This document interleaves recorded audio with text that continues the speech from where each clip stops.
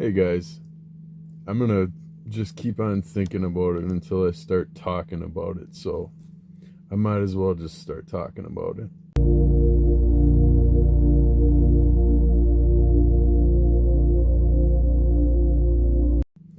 So the narc is on another one today.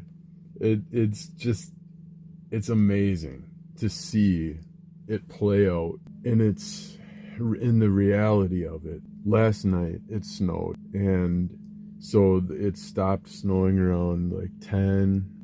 Maybe I'll do something nice. I took the trash out and stuff like I usually do. Maybe I'll do something nice for the narc and I'll shovel the driveway so that it's good when he gets home. It would be absolutely contrary to logic for me to also don my winter stuff and go outside to shovel and have him sit there and watch me do it.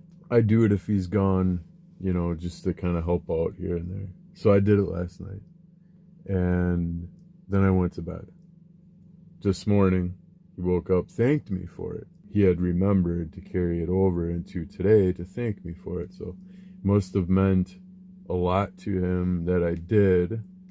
And given his general disposition on things, you could be healthy in assuming that he assumed that I wouldn't have, because his view of me is he would prefer to think of me as worthless, producing nothing,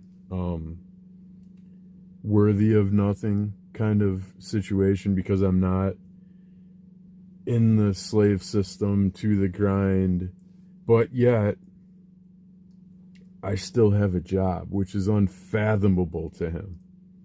See, I'm on suspension for something I can't get into, but I very much do still have a job, and I just clearly haven't been able to perform it in a little while, which has led to the reliance on him for things which he said he was fully willing to help me out with, but at the same rate still needs to view me as being less than, worthy, worth less, and producing, even having the ability to produce. This goes back to the furnace thing, how he would rather go outside of the family to strangers to ask for help rather than rely on my value added to the situation. Like, that's literally what I do. And he would rather, and make it known that that there was a desire for him to go with a friend, with someone he worked with. But that's another detail. It's in another video. But it goes to show just how he won't ask for help, but he'll assume that it should be offered, always. And offered, and then offered to the point where he should have the right, the ability, even though I know it's going to be denied, still offer it so that he can deny it. That sort of a level of narcissism that's just beyond. Plus, he just doesn't want to put any sort of wind in my sails of self-worth. So now that's the backstory. Now, I haven't even gotten to what happened today, which was quite something. Oftentimes he'll make his lunch, do his pre-work routine, go downstairs and smoke a cigarette, check the mail, come back up, grab his stuff, and then leave. Oftentimes, if there's mail for me, he will stick it in through the crack in my door and open my door wider. Instead of just setting it up on the damn where the mail goes, he'll purposely push into my room and hand it to me directly. And oftentimes it's mail that he knows causes me pain to see, like debt collection, shit like that. Stuff you just don't. What good comes in mail usually? But he's got to hand it to me directly so that he can see the pain in my eyes when I see it, or whatever it is. Like, he just loves handing me mail directly. And if it's good mail, like, I work for an employer who sends like coupons all the time on those sort of lines. I'm not sure how much I really want to get into that, but like, they'll send you stuff. You get on like a mailing sort of list where it's like perks and stuff that they'll send you. Mind you, like last month they sent me a birthday card with all kinds of stuff. Like, I'm not getting like the full benefit of being a full employee. Like, I'm obviously not getting the bonuses and the, all that stuff. Anyway, as he's pushing into my room with this singular piece of mail saying, "Oh, it's good they haven't taken you off the mailing list," I was like, what?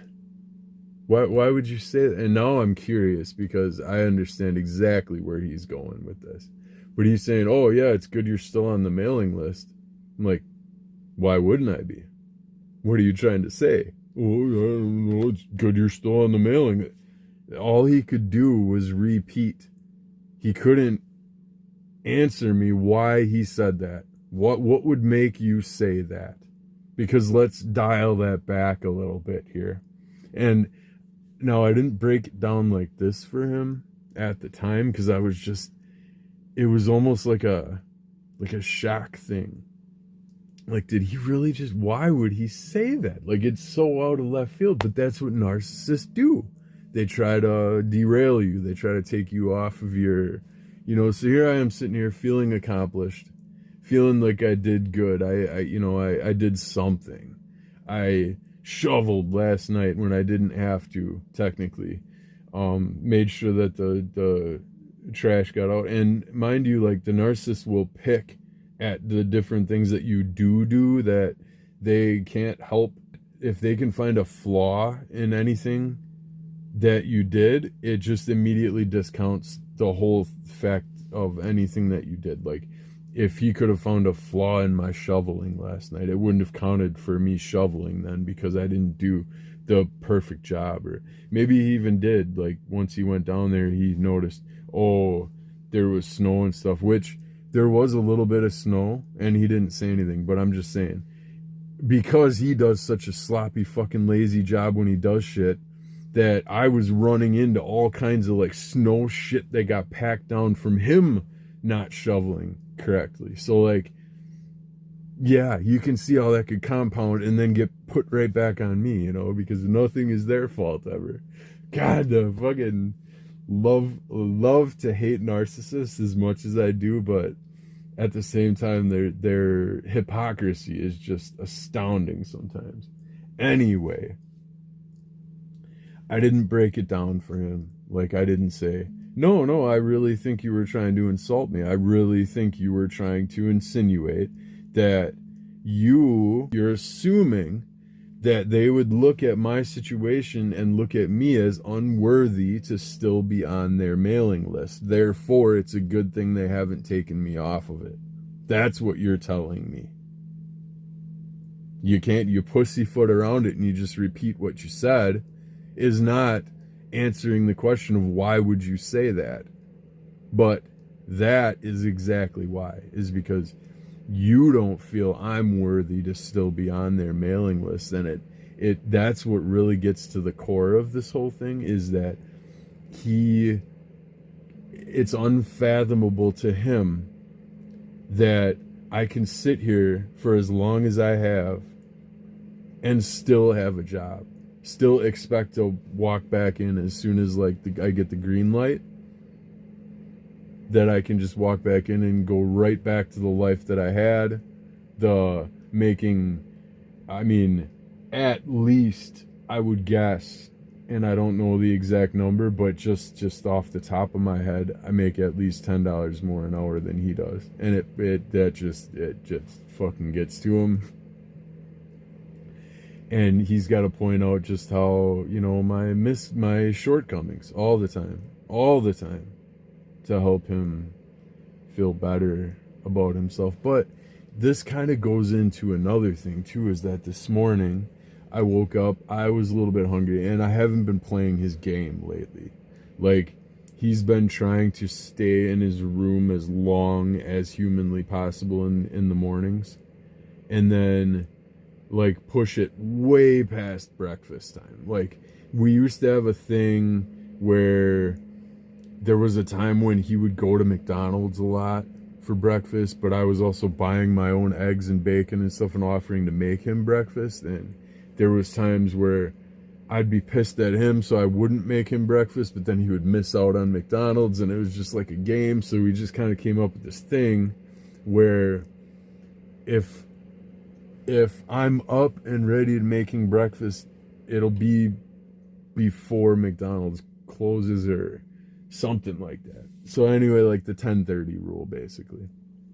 Lately, he's been pushing it until like 11 o'clock, sometimes quarter after 11. Then he's got this stupid foot scrubber thing with a pumice stone that he turns on in the way, and it goes ring, ring, ring, ring, and he's sitting there just grinding away at his feet.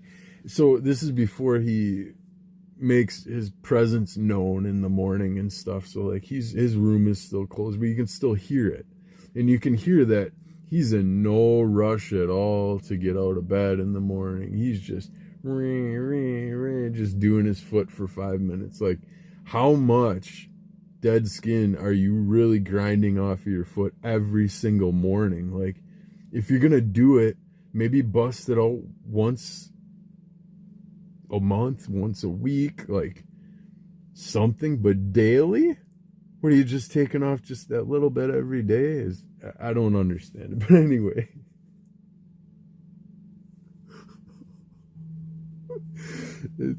sometimes it's like you wonder if there's like some sort of a, I don't know.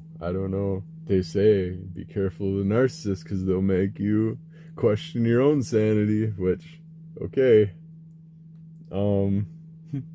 Anyway, he's done grinding his feet, by like quarter after 11, but unbeknownst to him, I had already woken up. I woke up at I've been waking up early lately. I wake up at like 6, and then sometimes I'll go back down for another hour or so, but then get right back to it.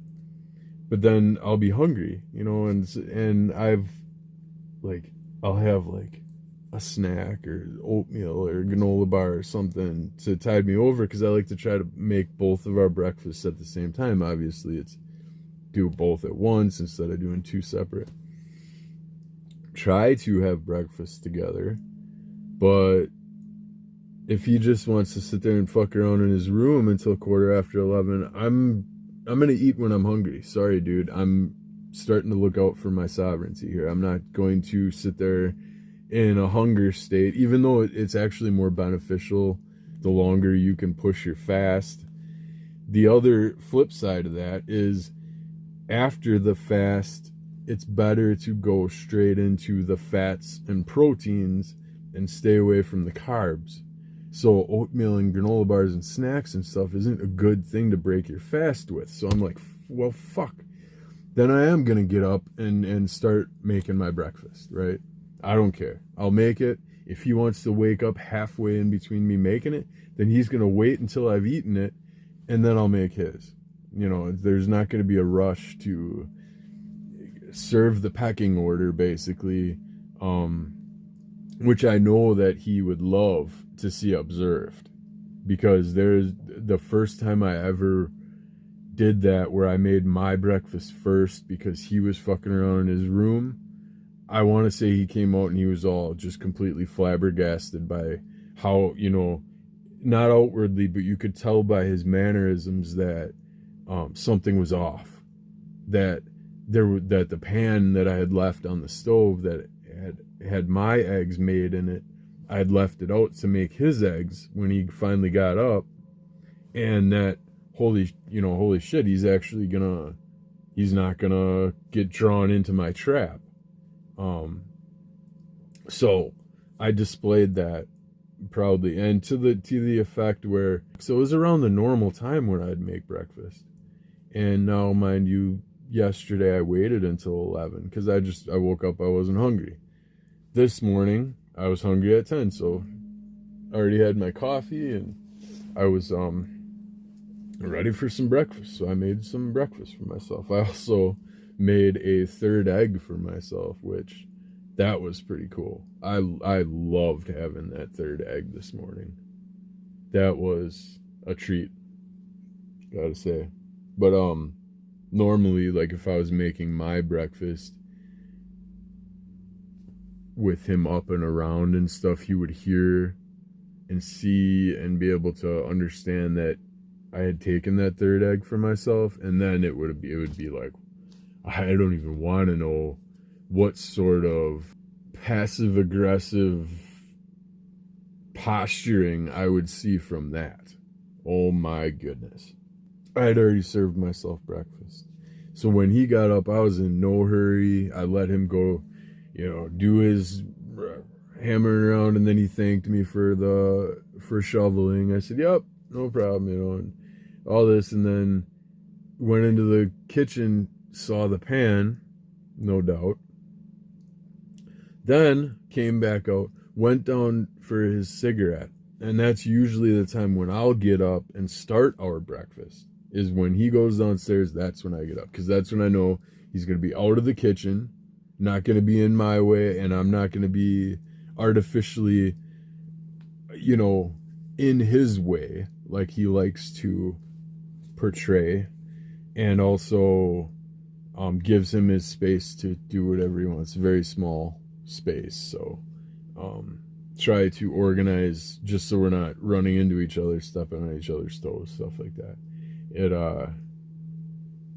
You could call it avoidant, but excuse me, like, sit there and pretend like he doesn't hear you walk in the room and try to adjust posture so that you can squeeze by each other. Just stand there until you say, "Excuse me." Like, and then act like, oh my, okay, I don't know where to go now because, oh goodness, just that kind of shit. It just avoids all of that. So I wait till he goes downstairs, cigarette. Okay, now I'll start breakfast. But lately, he's gotten wise to my sovereignty and just trying little games here and there. I swear, as soon as I come up with a new sovereign tactic, he comes up with a new game to try to play, which is why it's a constant battle with a narcissist. But, here we are. So anyway, lately, he's been taking up to a half hour down there in the laundry room, which is downstairs. It's a heated room off of the porch where the washer and dryer is. So he goes down in there and smokes in the morning, and so now that's got to be what, at least 3 cigarettes, at least. And there's no chair in there. There's nowhere to sit. It's basically standing the whole time. But he would go down there and proudly sit there for a half hour, which means that if I got up, and he can hear, now mind you can hear the fridge door open and close. You can hear like pounding. You can hear the water lines, what's running water. So as he's lived in this place for over 30 years, so like he knows the sounds that it makes.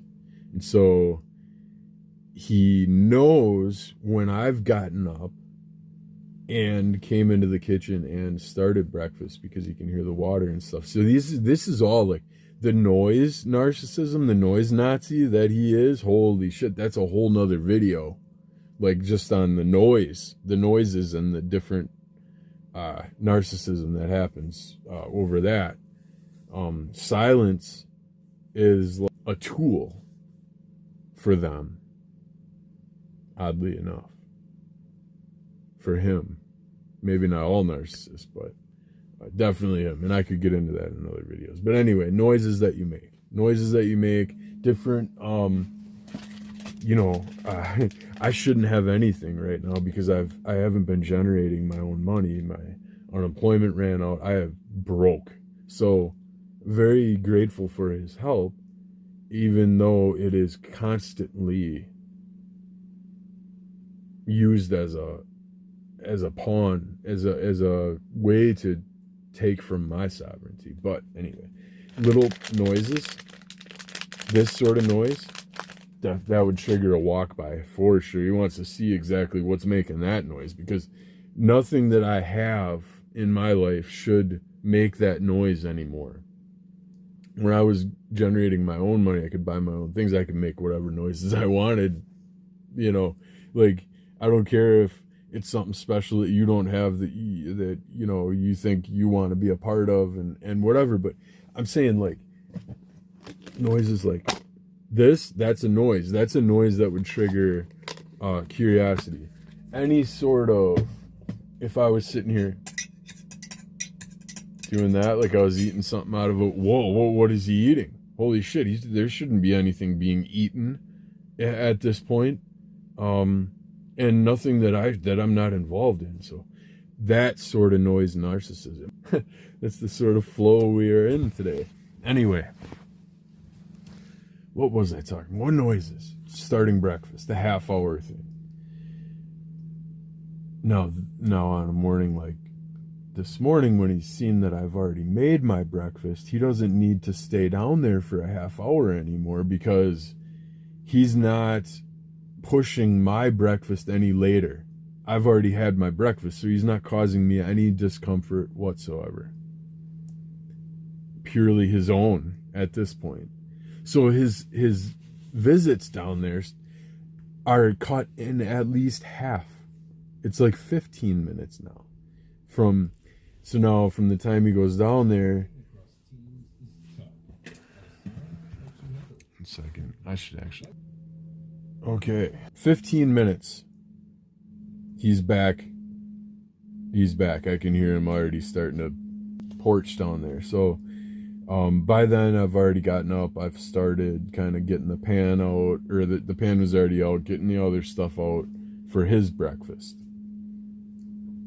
But isn't that interesting how on mornings when he knows I'm waiting for him, or I'm trying to like coordinate it at the same time, he'll push it a full half hour without a care. Two, because I'm covering all aspects of living with a narcissist. So from day to day, the adventure is usually different.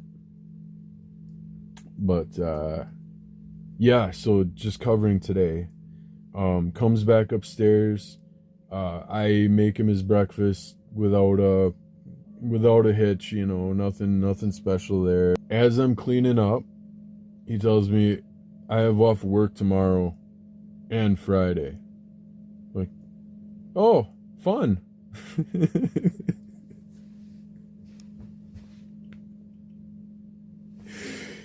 Oh my God, if you knew our relationship, if you knew the type of person that he was, if you knew the situation, that was the most hilarious response to have to me finding out that he has off of work. Because usually his letting me know that he has off of work is like, he knows that it's delivering bad news to me, because it's bad news when he's off of work. No joy happens in this house when he's off of work. If there is joy that happens, it's my own laughter in my own room, which also triggers a walk by from the noise Nazi to see what kind of joy I'm having, without his being able to extinguish it. So he delivers the burden of bad news, right? Oh yeah, I have off for work tomorrow and Friday. Oh yeah, and without missing a beat, I'm just washing the dishes, doing oh, fun, as if for one thing he's gonna have fun, as if I'm gonna have fun, as if it's for a fun reason, because he wouldn't take off for the reasons of having fun. There's no enjoyment in anything in his life. So like, you don't take off of work to have fun. You take off of work to get your car registered at the DMV.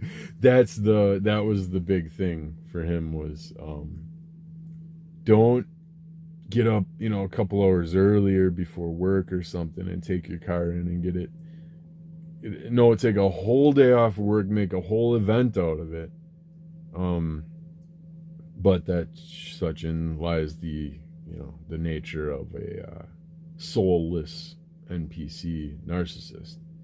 But anyway, that's the goal for tomorrow, is to try to get my car registered. Oh, really? Try? What do you mean try?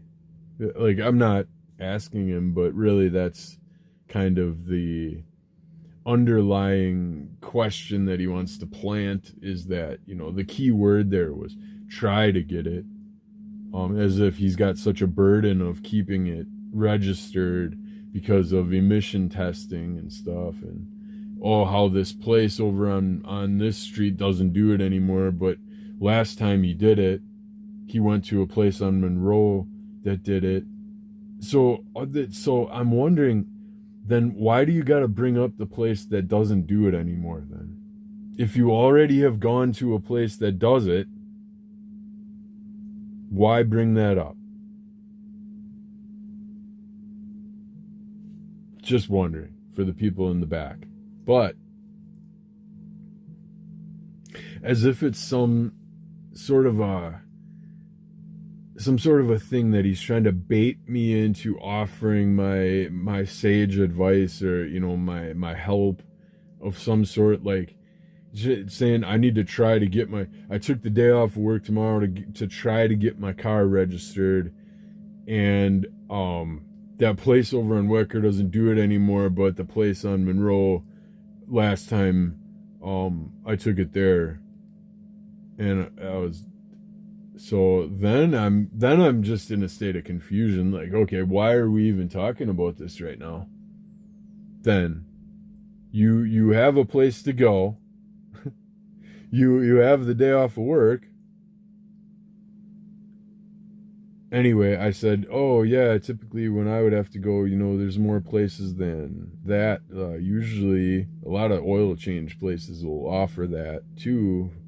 And right there in the town where he would drive to the place to get it, to register his car, mind you, he wouldn't do it like at a grocery store or something that is fully capable of performing that for you, registration, once you have your approval thing from the thing. But I said, yeah, any oil change place, I would take my work vehicles there, which another thing that really gets under his skin is that I have work vehicles.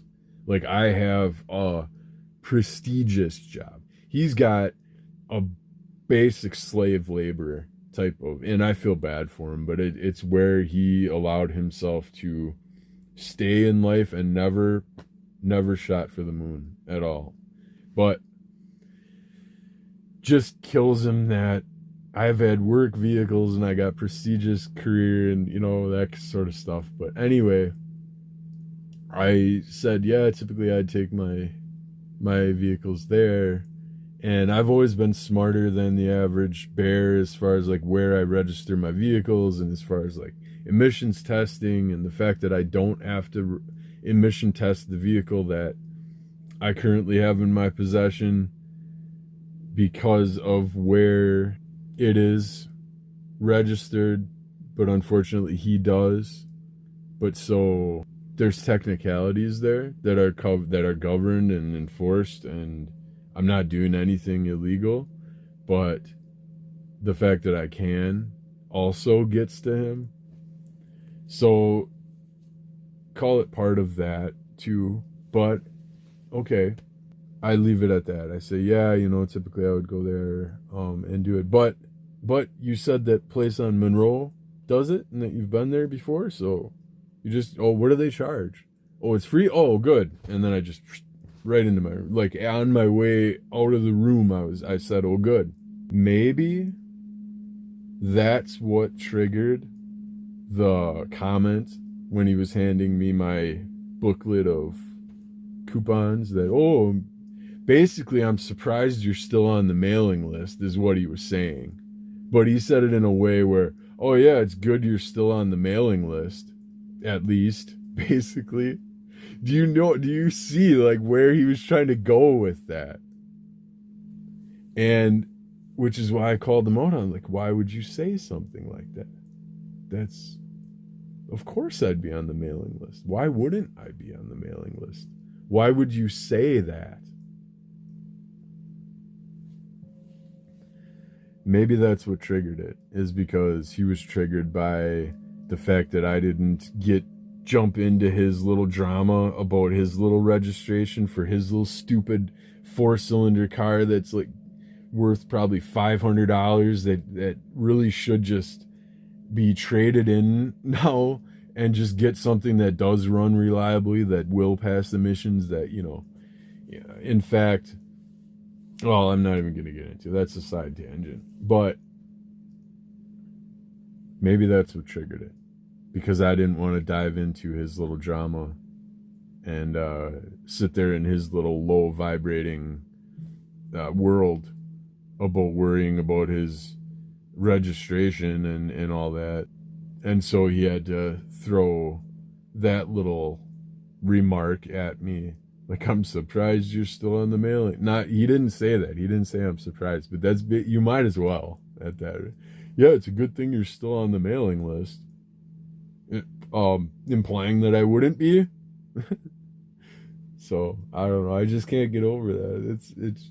I guess, am I feeding into it because I like, I'm laughing right now, but it's such a mind fuck because it sends you in a loop. It's like you just want to ring them, like, yeah, I see you, I see why you said that, and I know exactly why, but they won't admit to it, which is why it makes you want to keep going, squeeze even harder, you know, because they won't admit to it. They won't admit that they felt small when I brought up the fact that I would take my work vehicles to literally anywhere to do emission testing, and that there's not a big mystery about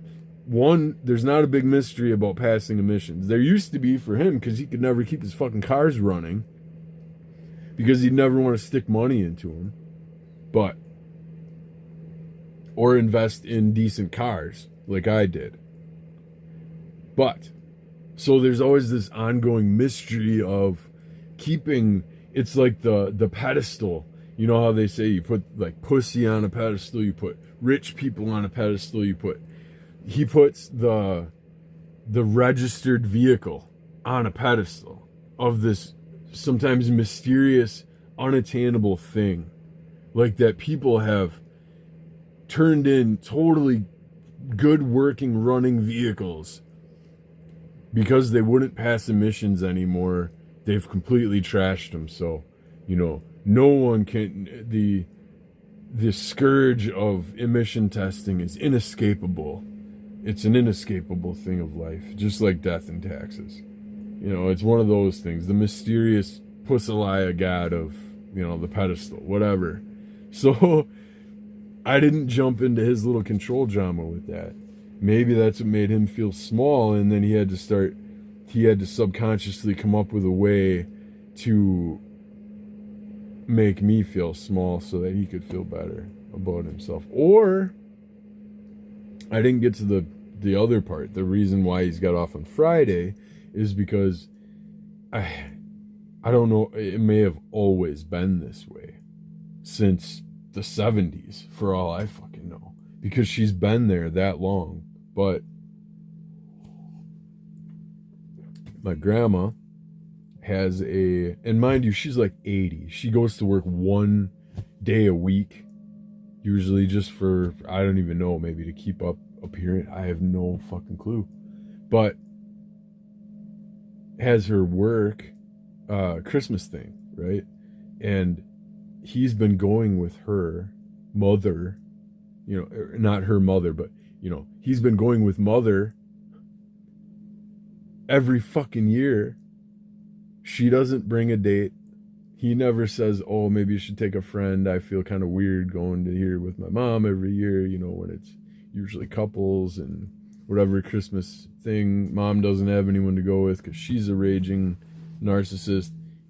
He has nothing to do with his life because he's a raging narcissist, so they just naturally go together and be narcissistic to everyone else. But anyway, that's Friday, so that's why he's got off. So he's got 2 days in a row off. I said, oh, fun.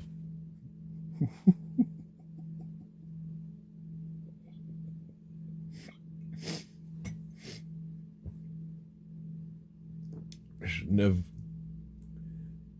Okay. I shouldn't. Yeah. Anyway, maybe it was because he started feeling the power demon narcissist, his trainer, his mentor within. He started channeling the power demon narcissist that is my grandma, and started feeling like, ooh, I could really get a good attack in here now with this piece of mail. I could say, I'm surprised you're still on the mailing list. For the employer that I have not been, it's still my employer. Why the fuck wouldn't I be on the mailing list? Really? But here we are. So anyway, maybe he was channeling the sacred narcissism demon and channeling that energy into it. But that could be anyway. I did not let him live that down. In fact, I stayed put, but he retreated all the way into his room. As we were still talking, he was retreating. So, and then, oh, see you later, have a good day, like usual, you know. And then I feel weird because I slip right into that scripted shit, and I'm trying to break the script. But really, should we be breaking the script with people that we want to be genuine with? We want to be genuine with ourselves. But at the same time, like, allowing yourself to jump into a script doesn't really benefit. I don't know what would be, maybe someone watching this could help me with the benefit of jumping out of a script with a known narcissist that is basically hopeless and likely to carry out their life as the NPC that they were destined to be. Just out of straight pure denial and narcissism and all that. There's I don't want to say there is no hope for them, but at the same time, like, I need encouragement to see the hope for them. But otherwise, why not? Why avoid jumping into that? When jumping into that script is see you later, have a good day, and see you later, you too, versus trying to change it up and be different every day, would be kind of, I don't know, I feel like it's an unnecessary application of my energy. I could be wrong. Maybe that's why I'm still stuck where I am. Stuck, right? But it's the necessary evil right now, and I call it necessary because I still, like, okay, I don't know what I'm going to do after this. I don't know. I don't have a YouTube channel. I don't have another source of income that will feed me. Like, literally, I'm not a breatharian here. I can't just will food into my life. Maybe I can. Maybe you're saying, well, you are right now, aren't you? Well, that's only by succumbing to this abusive, fucked up situation that I'm in. Is by applying myself to this and still becoming a victim to the narcissistic treatment in order to feed myself. So is that me willing food into my life? If I didn't have this place to live and that food to eat, I would certainly be somewhere else. But it would also be not on my own terms, which it isn't right now. So, I mean, really, then you could argue, what difference is it? If it's not on my own terms here, then anywhere else that from here would also not be on my own terms, but it would be less guaranteed. That meal that I'm counting on tonight, this evening, the single burger, 2 pieces of bread, and we ran out of lettuce. He didn't replace it, so it's literally a burger patty and mayo and 2 pieces of toast. That's my dinner. But would that be, is that living on my own terms? Is that willing food into my life still by succumbing to the narcissistic treatment? Or is that all I'm able to get because I'm putting myself under that sort of narcissism in order to get the shelter and the reliable food source? Should I just say, fuck it, jump in my truck, drive out west with $0 in my pocket and a fucking dream, and say, you know what? This is on my own terms now. I don't know how I'm going to eat next, but spirit willing, I will. You know, is that something I should do? Say, fuck my career and my suspension and all that whole thing. I'll make it my own way, even though I don't know what way that is. Because in a lot of these teachings from spiritual gurus and stuff, they would tell you exactly that. They would tell you, the longer you allow yourself to stay in a situation where you're oppressed or feel oppressed, or, you know, when you're going to allow yourself to be put down in order to ensure your own security, that's the longer you're allowing that for yourself, there's a lesson to be learned in it.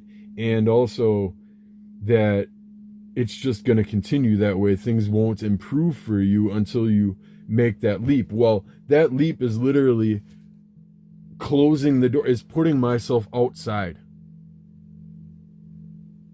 with no guarantee for food, no guarantee for shelter, no guarantee for a shower, no guarantee for anything. But really, at this point right now, there's no guarantees. A lot could happen here that would put me out of access to all of that. So, I mean, what am I 44, right when I said that. Wow, if that's not a sign, holy shit. Damn. Wow. Okay. So that must be a sign to continue, because putting myself out of this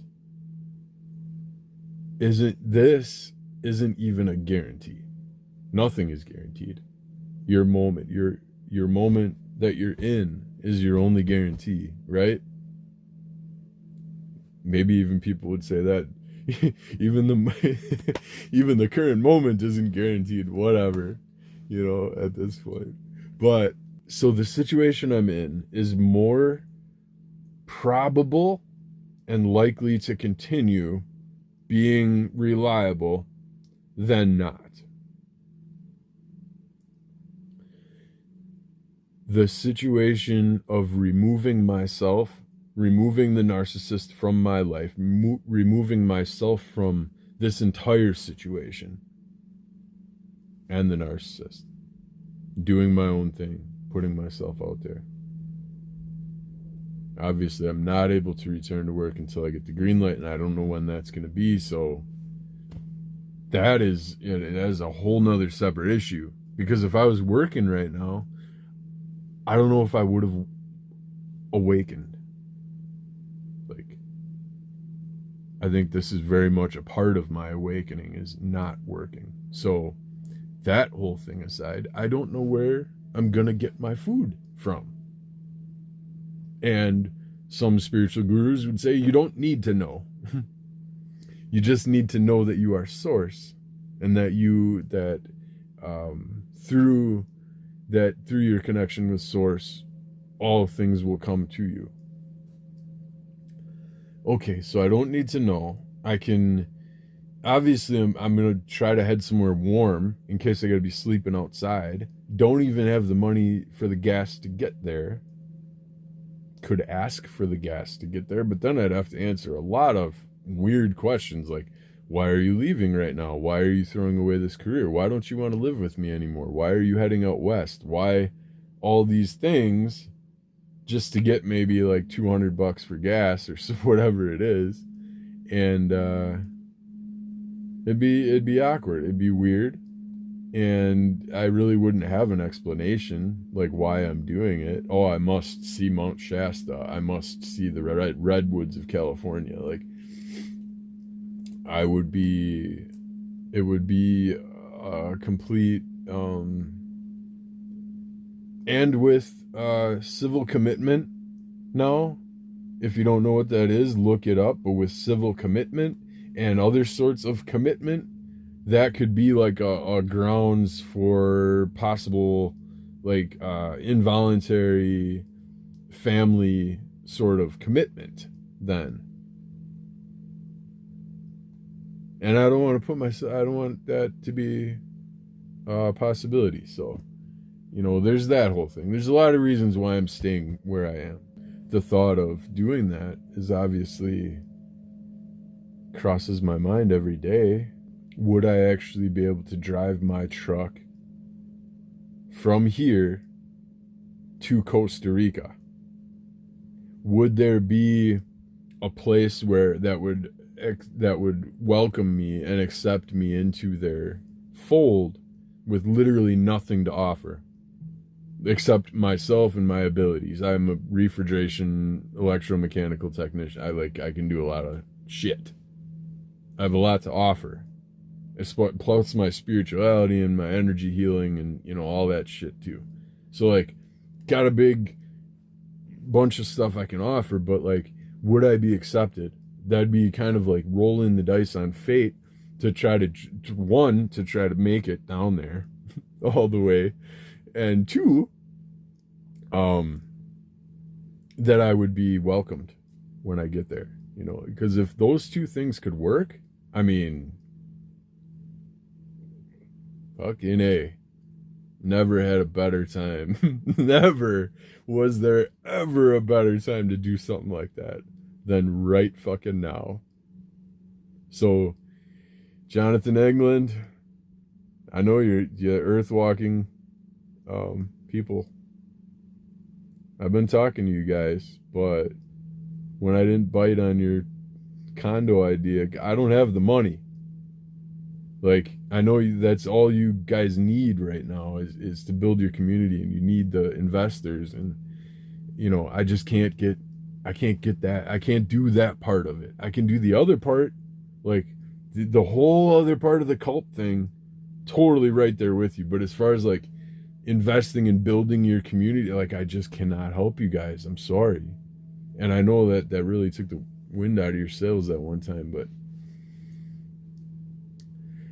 yeah, you know, if there was such a place, or, you know, maybe in Kentucky, the Smoky Mountains, I do know some people out in that neck of the woods too. Not know, but close enough.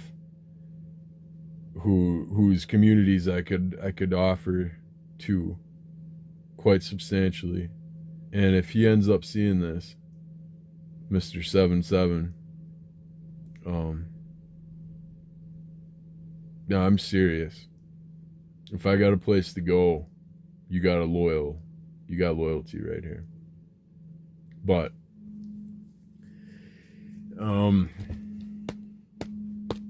yeah, so I guess, you know, we'll call that good on today's video on narcissism and basically everything else that we talked about. Kind of some far-reaching topics that I didn't even expect to get into, but today, since the narc has off tomorrow and the next day, I'll be baking another batch of muffins today out of the bananas that I had left over from last week. Now, these were a lot more yellow yesterday. They kind of got dark. I was going to make the muffins yesterday, but I still had muffins because this is what I've been doing. See, ever since... Now, this should be a whole nother, the muffin video. I really should do a muffin video to explain the muffins and the bananas and just the whole thing. It'd make a really good video. But for now, I'll just say that that I haven't been offering my muffins to him anymore because he stopped getting the bananas, for one thing. And then when the bananas stopped, I stopped making the muffins. Then he goes and buys a fucking container of bakery, like from the bakery, the muffins, the 4-pack, like from the store. The store bought chocolate chip, muffins that he sits there and eats on all week. So now that means I don't get, because I'm not going to eat his thing from the store type muffins, his cake and his chocolate and brownie stuff. Like, I never touch his sweets. Like, it's just, I let him do his own thing. I don't need sweets. But the muffins I like to make, because like, you control the amount of sugar, and they're good. Like, I put more sugar than I should, but I put enough sugar to make them enjoyable. Okay, so there's no conflict there. But the conflict is in the muffin story in general. But anyway, his whole thing, buying this tin of muffins, this tray of muffins, basically secluding me from the ability to have the enjoyment of a muffin now, because I'm not going to take his, and I'm not making any for myself because there's no fucking ingredients. So I said, okay, asshole. Okay. I had some leftover bananas one week, and I do have the flour and the sugar and the vanilla, which is running out. I should actually get some vanilla. I should put that on the list.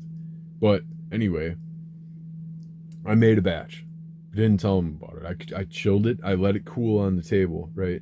Took it out of the tin. Normally, I'd make it so that they're still kind of warm when he gets off of work, so that he can grab one fresh out of the thing, out of the muffin tin, and then I'll put the rest, in a bag, and then we'll eat off of them, throughout the week. But he's notorious for taking them when they're fresh, never following up on eating or alternating, like, I'll take one, he takes one, I'll take one, he takes one. That sort of, like, never makes good on that. Takes the fresh one, and then maybe takes another one, and then definitely doesn't touch the last one. Lets it go bad before he'll eat the last one. And usually the way things had been going is he wasn't. No, okay, I'm going to make the muffin video, and I'll explain the whole situation. But anyway, he went and fucking bought store-bought muffins, secluded me from muffins, so I made some, but I didn't tell him about them. I put them in a nice big Gladware type container, put them in the bottom of the fridge, and I didn't say a word. But I've been having a muffin every night, and I've been feeling it, so I really got to cut back. But I've also quit smoking like 2 or 3 weeks ago, so I've been like hitting the fruit snacks really hard. That's another topic. But so I've been making these muffins, right? And not telling him about it. And I know he knows, because I don't hide the container that's in the fridge. I just don't tell him or offer him any muffins, which pisses him off, because he knows exactly what he was fucking doing when he went and stopped getting the bananas, the extra bananas.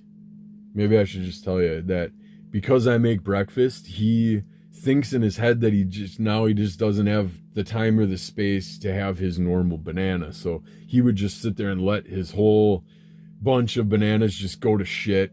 He wouldn't even try to eat them or take them in his lunch for a snack or eat them after work. He just let them go to shit. And then which I wouldn't allow them to go to shit. I was making a lot of muffins at the time, and a lot of muffins went in the freezer.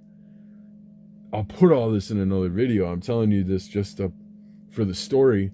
But anyway, no bananas were wasted. They all got used. He stopped getting bananas, which stopped my muffin production.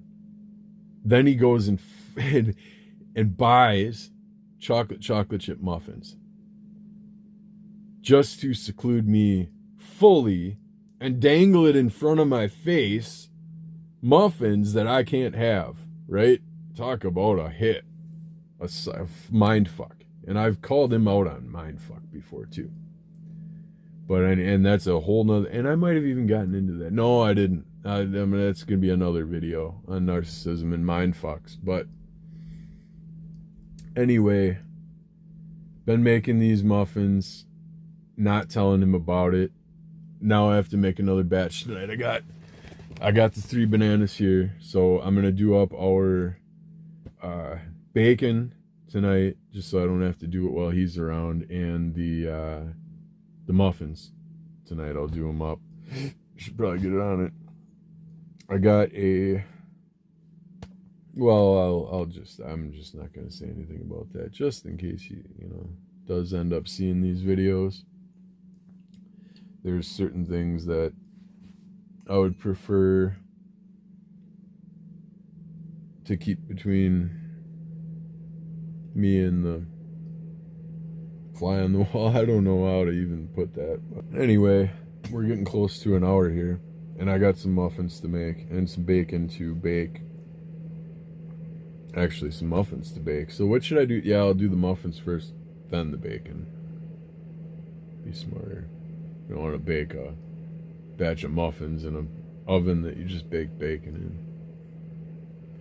So I gotta do that and edit this and put it out there. So I guess thanks for sticking in there with me, and it was good to see you all. Please like and subscribe. It really helps. Like I want to get up there in subscribers. I feel like these messages should get out to more than just the few that they are. And if you could share this with someone that's resonating, maybe dealing with narcissism in their own life, likes to hear some entertaining stories on it, share it with them. And until next time, never stop spreading your light.